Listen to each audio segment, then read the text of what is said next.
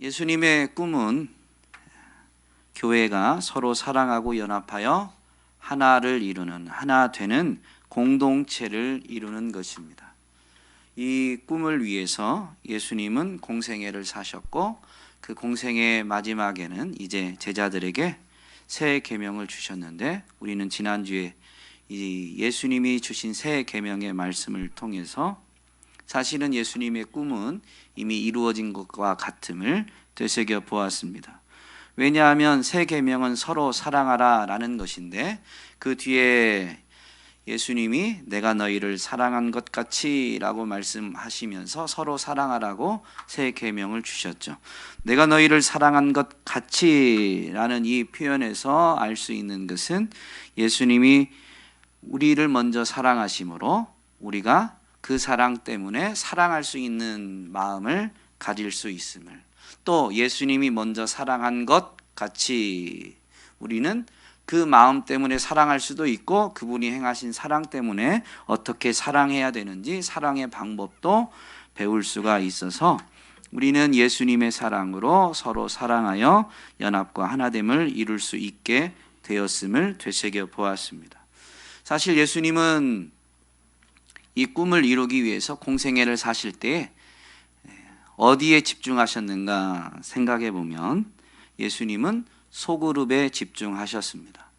예수님이 하나님의 나라를 가르치고 선포하실 때 표적과 기사가 뒤따르게 되었고, 그로 인해서 허다한 무리가 예수님을 따르게 되었지만, 예수님은 따라오는 모든 사람들을 일일이 상대하시고 일일이 집중하시진 않으셨습니다. 예수님은 자기를 따르는 많은 사람들 중에서 이제 12를 택하시고 이 12에게 더욱 집중하셨습니다. 그래서 어느 지방을 가면 따르는 사람들이, 몰려오는 사람들이 있지만 이제 이 12를 택하신 이후에는 12를 항상 데리고 다니셨죠. 복음서를 보면 이 12명의 제자에게만 집중하신 것이 아니라 종종 12를 다 신경 쓰기도 어려운 경우에는 그 12 가운데에서 3명을 또 특별히 택하셔서 그 셋과는 더욱 함께 하신 사역, 함께 하신 생애를 살펴볼 수가 있습니다. 예수님은 이렇게 12 또는 3명의 제자에게 집중하셨는데요. 이 제자 공동체에게 예수님은 십자가를 지시기 전에 성령을 약속하셨고, 승천하실 때에는 이제 약속하신 성령을 기다리라 라고 말씀해 주셨습니다. 예수님의 꿈이, 예수님이 비록 제자들을 떠나지만 새 계명도 주셨고, 제자들이 이제 새 계명을 따라서 예수님의 꿈을 이루어 가긴 하겠지만, 제자들을 떠나시는 예수님은 성령을 약속하셨죠. 그래서 예수님이 약속하신 대로 오순절에 성령님이 임하시게 되고, 제자 공동체는 이 성령이 임하면서 교회가 됩니다. 그리고 정말로 오순절 성령 강림의 사건 때문에 사실 3,000명이 그날 회개하고 돌아오게 되죠. 너무 급작스럽게, 너무나 갑자기 폭발적인 수적인 부흥이 있게 되었습니다. 그럼에도 불구하고 사도행전 말씀을 보면 초대교회는 연합하고 하나됨을 온전히 이루게 되죠. 사도행전 2장에 오순절 사건이 기록되어져 있는데 2장 46절 끝부분에 가면 3,000명이 회개하고 돌아온 이후 그들이 어떤 모습으로 교회를 이루어 가고 있는가 기록하고 있는데, 날마다 한 마음으로 성전에 열심히 모이고 집집이 돌아가면서 빵을 떼며 순전한 마음으로 기쁘게 음식을 먹었다라고 기록하고 있죠. 날마다 한 마음으로 3,000명이 넘는 엄청난 숫자가 되었지만, 그럼에도 불구하고 그들은 한 마음을 가지게 되었습니다. 그래서 그들이 모여서 성전에 모여 예배하는데, 그것으로만 이 한 마음을 이루는 게 된 게 아니라, 하나됨이 이루어진 게 아니라 집집이 돌아가면서 빵을 떼며, 이때 이 빵은 예배, 성찬을 상징하고 성찬은 예배를 의미합니다. 왜냐하면 뒤에 음식이 따로 나와요. 순전한 마음으로 기쁘게 음식을 먹고. 그러니까 앞에 빵을 뗐다라는 것은 음식을 나눴다라는 의미가 아닙니다. 성찬에서 예수님이 떡을, 지금 제가 읽은 성경은 세번역이다 보니까 빵이라고 되어 있고 우리가 보는 이 개역개정은 떡으로 되어 있지만 어쨌든 이 떡을 뗀다, 빵을 뗐다라는 것은 성찬을 의미하고 예수님이 이것을 행하면서 예수님을 기념하라 라고 했기 때문에 성찬은 곧 예배입니다. 예배 한 요소, 예배를 가리키는 거죠. 그러므로 집집이 돌아가면서 소그룹으로 모여서 예배했다는 거예요.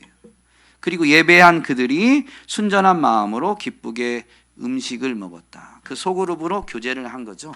여러분, 교회 전체가 교제가 이루어져야지만 사실 대그룹으로는 교제가 쉽지가 않습니다. 예수님도 12에 집중하셨고 12이 어려울 땐 셋에 더욱 집중하시면서 정말로 사랑으로 연합하여 하나 되는 그 교제하는 것을 몸소 행해 보이셨습니다. 그런데 그 12이 성령이 임하여 숫자가 늘어나도 교제하는 원리를 예수님께 직접 배우니까 이제 초대교회는 성령의 은혜로 서로 사랑하고 연합하여 한 마음으로 열심히 모여 예배할 뿐만 아니라 소그룹으로 우리 교회로 치면 목장 예배로 목장 모임으로 모여서 기쁨으로 교제한 것입니다.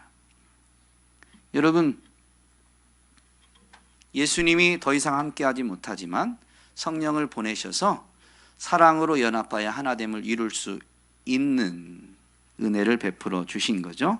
예수님의 꿈이 정말로 현실이 되어지는 것입니다. 그래서 이 땅에도 애프터 서비스가 있지만 최고의 애프터 서비스, 베스트 애프터 서비스는 예수님이 행하셨고 그 서비스의 실체는 성령님이신 거죠.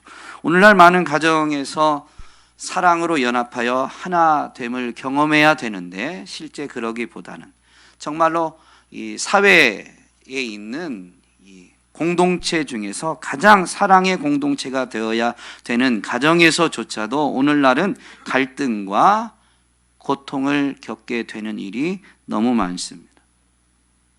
이런 시대에 해법, 해결책을 제시할 수 있는 유일한 곳이 어디냐? 바로 교회요. 교회는 이것을 어떻게 제시하느냐? 예수님이 행하신 것처럼 소그룹을 통해서 교회는 이 시대에 해법을 제시할 수 있어야 되는 것이죠. 왜냐하면 서로 사랑하라는 명령을 받은 유일한 공동체가 교회고 그래서 주님의 그 명령을 받아 서로 사랑하려고 몸부림치는 유일한 곳이 교회이기 때문입니다. 세상에서 아무 조건 없이 대가 없이 서로 아낌없이 사랑하고 베풀고 나누려고 하지 않죠. 분명히 어떤 목적이 있기 때문에 자기의 유익이 있기 때문에 베풀고 나누는 일들은 이루어질 수 있겠지만 그러나 순전한 사랑으로 서로 사랑하여서 섬기는 일들은 교회 외에 어디에서도 있지 않습니다. 그렇기 때문에 교회가 소그룹을 통해서 서로 사랑하고 연합하여 하나 되는 것을 보여줄 때에 여러분 우리는 이 시대에 해법을 제시하게 되는 거죠. 가정에서도 알 수 있지만 여러분 주님의 사랑으로 우리가 충만할 때 정말로 온전히 사랑할 수가 있습니다. 그러므로 주님의 사랑을 되새기고 주의 사랑을 공급받는 곳이 어디겠습니까? 교회입니다. 그래서 교회에 와서 우리는 주의 사랑으로 서로 사랑함으로 인해서 교회는 가정 같은 곳이 되어야 되고 여러분의 가정은 교회 같은 곳이 되어질 때에 여러분의 가정도 주의 사랑으로 충만해져서 사랑으로 하나 되는 공동체를 이루게 되고 그래서 이 시대에 그리스도인들을 통해 그리스도인들이 모인 교회와 그리스도인의 가정을 통해 이 시대는 사랑의 교제가 깨어져서 고통하는 데에서 정말로 주님께로 돌아오게 되어지는 그래서 참된 사랑을 배우고 연합하고 하나 되는 그 은혜를 분명히 체험하고 누릴 수 있게 되어지는 것이죠. 오늘 우리는 본문을 통해서 사랑으로 연합하여 하나 되는 원리를 배우고 실천할 수 있게 되기를 소망합니다. 사도 바울이 교회가 하나 되는 원리를 몸을 비유로 하면서 설명한 것이 오늘 본문인데요. 핵심은 이겁니다. 성령이 각 사람에게 은사를 주셨다. 근데 여기에 함축된 원리가 있어요. 성령이 교회로 모인 사람들에게 똑같은 은사를 준 게 아니라 그 교회로 모인 각 사람에게 은사를 줬다는 거예요. 이건 무슨 의미냐면 각 사람이 다 다르다는 겁니다. 여러분, 사랑으로 연합하여 하나 되는 데 있어서 중요한 게 있는데 옆 사람이 나와 다르다는 것을 인정하고 존중해야 돼요. 그게 이루어지지 않으면 다른 사람들끼리 모여서 연합할 수가 없죠. 14절부터는 이 비유를 통해서 만약에 나와 똑같이 되기를 바란다면 그것은 온전히 연합할 수 없다는 걸 설명하고 있습니다. 손이 발보고 너는 왜 손이 아니야? 너는 왜 이상하게 생겼어? 이러면 절대 연합이 있을 수 없어요. 한 몸을 이룰 수가 없어요. 어쩌면 기이한 모습은 되겠죠? 발은 없이 손만 다 있는, 눈도 없이 손만 있거나 또는 눈이 너는 왜 보지도 못해? 너는 왜 그래? 그러면서 다 자기처럼 눈이 되어야 된다고 말한다면 여러분, 이렇게 모인 우리 교회는 눈만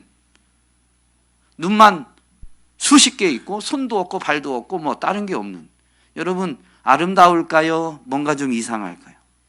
이상하죠. 연합을 이루기 위해서 핵심은 나와 다르다는 것을 인정하고 존중하는 데에서 출발하는 거예요. 이게 시작이에요.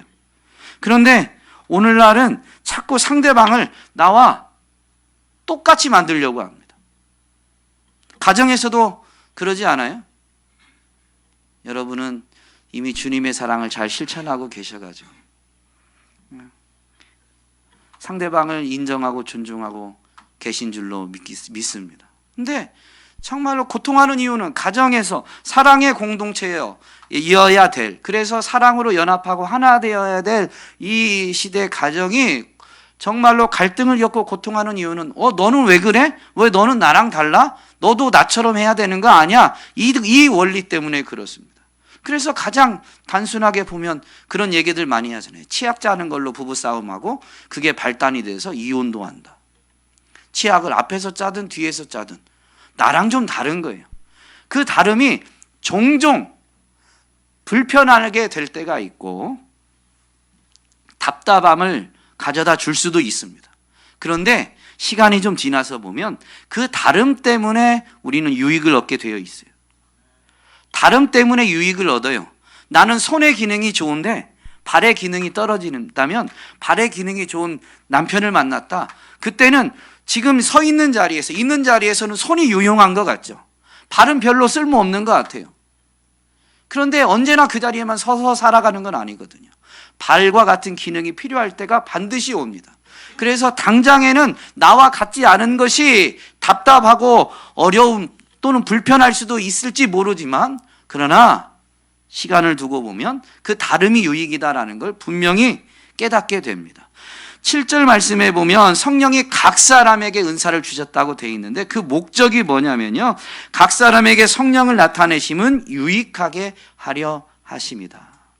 여러분, 다름 때문에 유익한 거예요. 다름 때문에 유익한 겁니다. 우리 옆 사람 한번 보시면서 이렇게 인사하겠습니다. 저랑 너무 달라서 감사합니다. 부부간에 있으면 더더욱 그렇게 인사하셔야 돼요. 더군다나 생각도 달라요. 생각의 틀을 패러다임이라고 하죠. 뭔가 판단하는. 그런데 우리는 사랑할수록 자기 패러다임으로 사랑하는 사람을 위한다고 하면서 그 자기 패러다임으로 판단해서 야, 그러면 안 돼. 우리 자녀들에게도 그렇게 하면 안 돼. 그 자녀는 나랑 다른데 내 생각으로 자꾸 자녀의 유익, 자녀의 미래를 위해서 한다고 하면서 우리는 종종 자녀들을 어렵게 하거나 또는 조금 심하면 고통스럽게 만들 수 있어요. 달라서 다르게 바라보고 다르게 생각하는데 자꾸 엄마처럼 아빠처럼 바라보고 이렇게 살아가야 된다고, 이렇게 내일을 준비해야 된다고 강요하니까 우리의 자녀들이 어려울 수 있죠.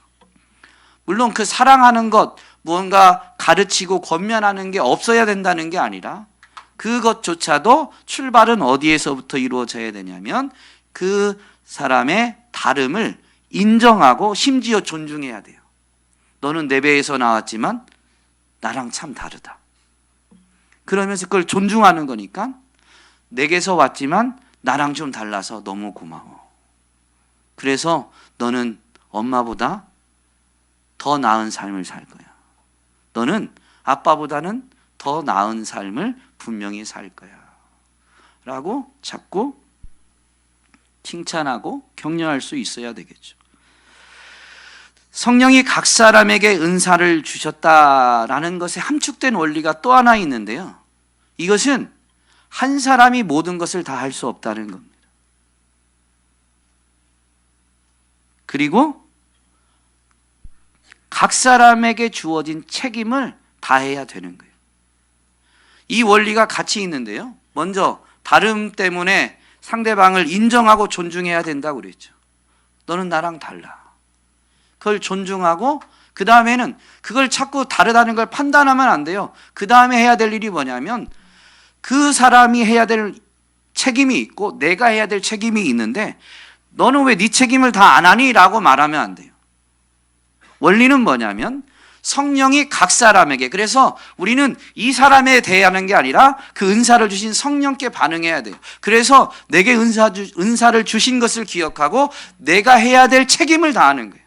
너는 왜 책임을 다 못해? 너는 왜 그렇게 해? 그게 아니라 내가 책임을 다하고 상대방에게는 이 뒤에 나오는데요. 어쨌든 서로에게 책임을 다할 때야 이 연합이 이루어지고, 연합이 이루어질 때 우리는 하나님을 더 깊이 경험하게 됩니다.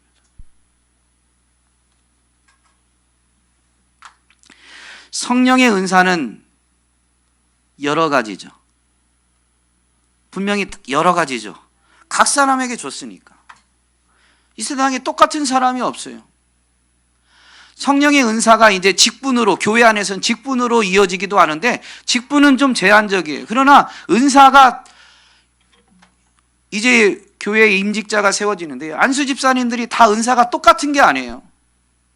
그것도 달라요. 직분은 같을지 모르지만 은사는 다 달라요. 같은 사람이 없어요. 그런데 성령의 열매는, 성경이 성령의 열매는 뭐라고 가르쳐 주나요? 제가 오늘 설교 짧게 하려고 지금 중간에 막 빼가지고 저도 지금 막 헷갈리는데 이렇게 반응이 없으면, 성령의 열매는 몇 가지예요? 9가지인데 제가 여러 번 설교했어요. 헬라어 원문과 헬라어와 같은 문법으로 이 문장, 이 표현되는 영어 버전을 보면 그 비동사가 단수예요. NIV 버전을 읽어드리면 갈라디아서 5장 22절에 오직 성령의 열매는 사랑과 일합과 화평과 오래 참음과 자비와 양선과 충성과 온유와 절제니 이 같은 것을 금지할 법이 없느니라 라고 22절 23절에 있는데, 22절 시작에 어떻게 되어 있냐면 NIV에는 But the fruit of the Spirit is love 라고 되어 있습니다. Joy. 그러니까 성령의 열매는 뭐라고요? 하나예요, 하나. 그게 사랑입니다. 사랑이 어떤 경우에는 기쁨으로 나오기도 하고 어떤 경우에는 오래 참음으로 드러나기도 하는 거죠. 열매니까 드러나는 거예요. 고린도전서 13장이 이제 사랑장이라고 하죠. 12장 마지막에 이 하나 되는 원리를 이렇게 설명해 준 사도 바울이 뭐라고 권면하냐면요. 12장 마지막에 너희는, 이 너희가 누구예요? 성령이 은사를 주신 각 사람이에요. 너희는 더욱 큰 은사를 사모하라. 다양한 은사를 추구하라는 게 아니에요. 주신 은사를 더욱 크게, 그 은사를 가지고 내가 더욱 큰 은사를 통해서 어떻게 하라는 거예요? 같은 은사가 더욱 커졌다는 것은 그 주어진 일을 더 잘하라는 거예요. 은사는 직무를 위함이고 직무를 잘 하라고 은사를 주신 거예요. 그런데 그 은사가 커지면 직무를 더욱 잘 감당하는 거죠. 나는 이것도 할 줄 알고 이것도 할 줄 알고 그 의미가 아니에요. 그래야 은사를 더욱 큰 은사를 사모해서 직무에 더욱 충실하면 연합과 하나됨이 더욱 잘 이루어지니까. 그러면 은사가 더욱 커지고 그 커진 은사를 잘 활용하는 방법을 이제 알려주겠다라고 이렇게 말하는 거죠. 너희는 더욱 큰 은사를 사모하라. 내가 또한 가장 좋은 길을 너희에게 보이리라. 은사가 커지는데 그 커진 은사를 더 잘 활용하는 방법, 사용하는 방법을 내가 또 알려줄게. 그게 뭐라고요? 고린도전서 13장? 사랑입니다. 사랑.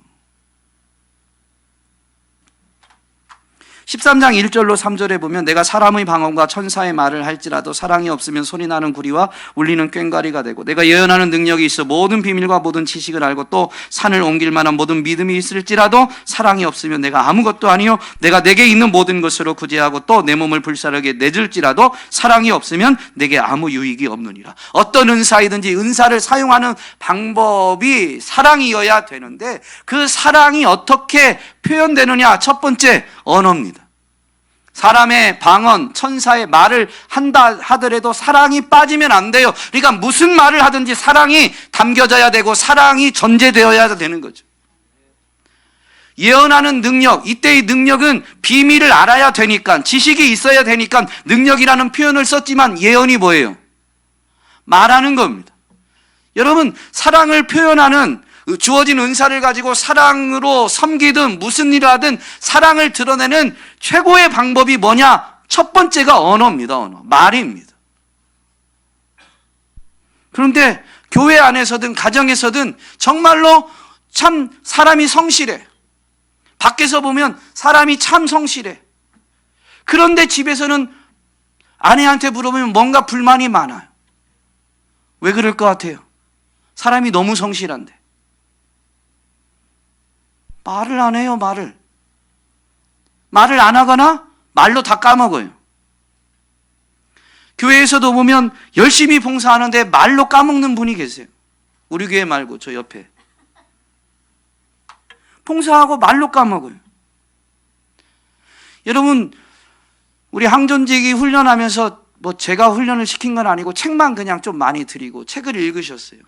근데 집사의 직분, 이 교회에 세워지는 집사의 직무가 뭐냐면 핵심이 뭐라고 그랬죠? 여기 항존직 계신 분들이 많으니까.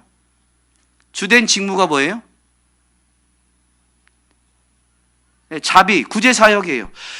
이게 직무인데 그 집사에게 요구되는 자격이 뭐예요? 성경에 보면 일구이연하지 않는 자, 말에 실수가 없는 자. 여러분, 구제사역이 핵심이라는데, 자비를 베푸는 게 핵심이라는데 긍휼이 많다든가 돈이 많다든가 이게 자격이 아니라 일구이연하지 않는 자, 말에 실수가 없는 자가 집사의 자격 조건이라고 성경이 가르쳐줘요. 말을 적절하게 효과적으로 해야 자비사역이, 구제사역이 정말로 아름다운 거예요. 돈을 줬는데 돈을 주는 건 사실 굉장한 겁니다. 이 시대는 돈이 신이니까. 그런데 돈을 주고도 긍휼이 전달이 안 될 수 있어요. 말을 잘못해서. 남자들이 이 말이 문제예요. 아내를 사랑해요. 제가 남자 성경 해보니까 아내분들을 온통 바라보고 아내 중심으로 살아요. 그래서 아내의 입에서 그날 표정이 조금 굳었다 그러면 남자분들이 벌벌벌 떨어요. 오늘 집에 일찍 들어가야 되는데. 오로지 아내 중심. 그런데도 왜 우리 아내분들이 행복을 느끼지 못하느냐? 이게 말이 좀 안 돼. 여러분, 사랑을 실천하는 데 있어서 무엇보다도 중요한 게 언어다라는 거죠. 그래서 옆 사람 한번 인사하시겠습니다. 칭찬 한번 해보시죠. 옆 사람. 이제 제가 할 수는 없어요. 각 사람마다 틀려요. 옆 사람 한번 칭찬 한번 해보시죠.